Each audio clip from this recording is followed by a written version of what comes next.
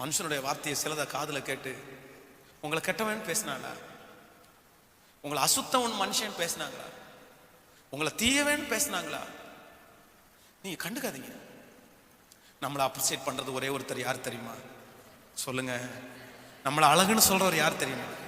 சொல்லுங்க. எல்லாரும் கர்த்தர் தாங்க சொல்லுங்க. கர்த்தர் தாங்க சொல்லுங்க. உங்க பிள்ளைகள் கூட வாழ்ற இடத்துல உங்க கூட படிக்கிற பிள்ளைங்க கூட அவங்கள பார்த்து பார்த்து கேலி அடைப்பாங்க. அவங்கள பார்த்து பார்த்து நான் சொல்றேன், இங்க இருக்கிற நிறைய பேருடைய பெண் பிள்ளைங்களை அஃபெக்ட் ஆகி வந்து நிற்கிறாங்க. அவங்கள பார்த்து உங்க பிள்ளைகளை பார்த்து நீ கருப்பா இருக்கிற, நீ குள்ளமா இருக்கிற, நீ அப்படி இருக்கிற, இப்படி இருக்கன்னு சொன்னனால அந்த பாரத்தை சுமந்து பெண் பிள்ளைகள் நிறைய பேர் பாதிக்கப்பட்டிருக்காங்க.